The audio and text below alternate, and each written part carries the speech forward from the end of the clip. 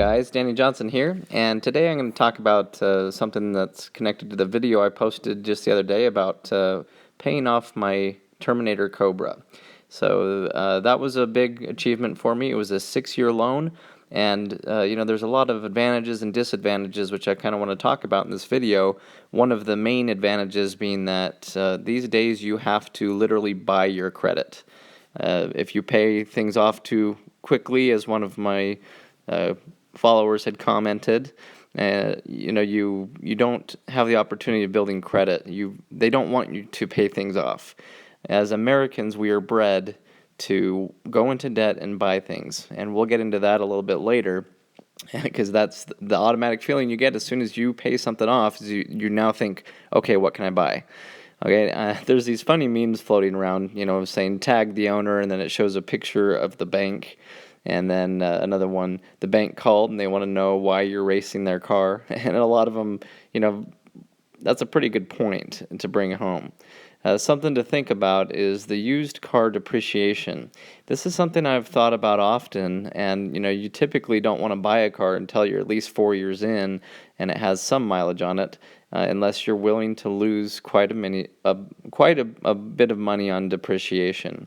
And I was often asked, why don't you have a brand new Mustang? Well, let's go back to 2013 when I got the loan for my Terminator. And you'll see that the Mustang GTs, at least the one that I would probably be considering, was about $34,000 and some change. Now flash forward, and there are a few examples floating around, some better than others depending on mileage.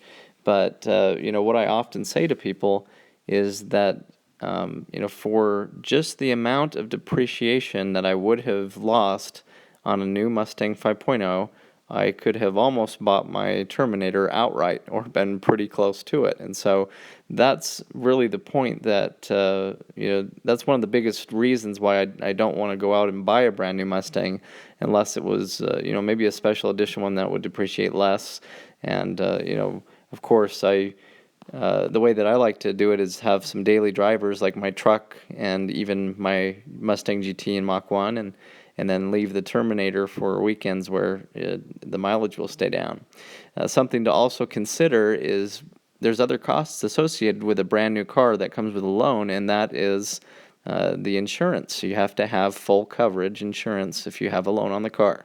Now, the way that I somewhat got around that or benefited from that for the Terminator is it was not my only car, and therefore I could prove that it was in a locked garage and it could be a collector car status. And with that, I paid $311, and it even went up since. I paid less than that, but this last year, $311 for the full year of full coverage insurance. And there are some stipulations involved with that. And one of those stipulations is that you have to have the car in a locked garage, and you basically have to prove that it's not your only car. In that case, I didn't have a problem with either of those because I made sure that before I was to buy a Terminator, I wanted to make sure I had a really nice house for it, a nice garage area. I didn't want it sitting outside, and I own several other cars as well, and so that helps with keeping the mileage down, which is the next thing that they say. You cannot put more than something like 3,000 miles on it in a year, but if it's this kind of a car like my Terminator, that's really not a problem. I only put an average of like 666 miles in a year over the lifetime that I've had the car, and that's fine because I've had other Mustangs, to drive in the meantime, like my Mach 1, and so I was fine with doing that. And also, they take your mileage as soon as you get your policy. And then as long as you just continue to renew the policy, they don't ask for mileage again. So over the 6 years, I've been able to basically drive under that 3,000 mile limit, and it really wouldn't be a problem if they were to come back and look and, let's say I just decide to drive the car more often, you're no longer really held to that because it's built up over the years with several thousand miles of availability, where if you were to get in an accident and they say, how many miles are on the car? Well, if you have 50,000 miles more than you started with, that's a problem. But in this case, I could literally drive the car for as long as I wanted to, unless I were to get a different policy, and it would start over and ask for the mileage. Now, this next part is one of the most important parts of this entire video. If you don't take anything else away, I want you to pay attention to this part. See, the thing is, there's depreciation, there's money, it's all disposable, but one thing is your time, and that is something that you can never get back. And so something I was thinking about is, okay, I've owned this car for 6 years. In the meantime, let's say I decided to save the amount of money and buy the car outright, would I be happier now? And the answer is no. There are some opportunities in life that you have to take right now. And in that case, it makes the loan entirely worth it. Whatever interest is paid over the lifespan of the loan, you cannot get your time back again.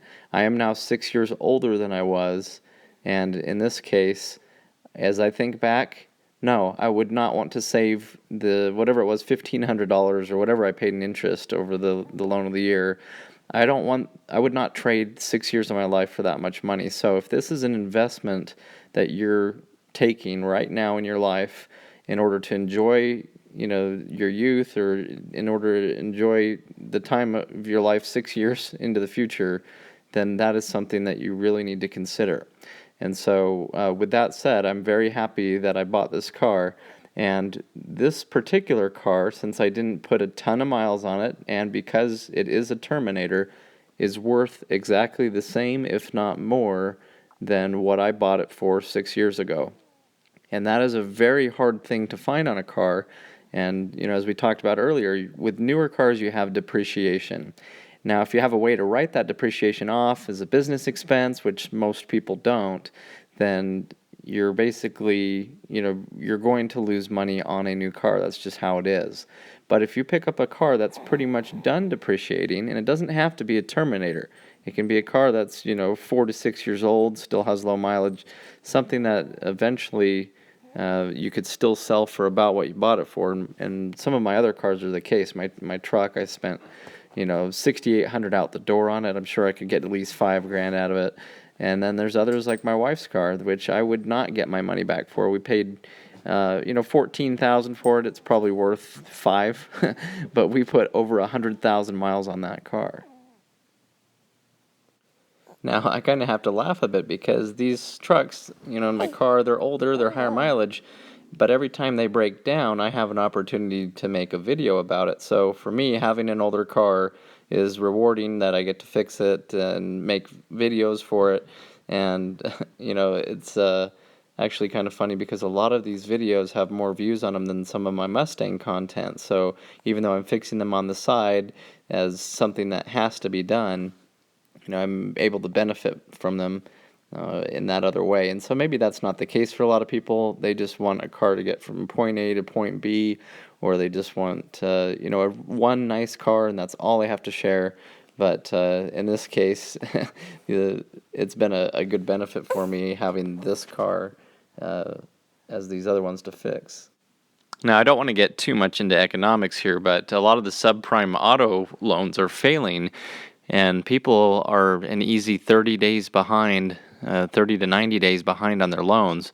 And the problem is people are not affording their cars anymore, and cars are getting more expensive. They're now being told to take out 8-year loans and roll the existing debt from one car into another, and it's just a hopeless default rate that's coming.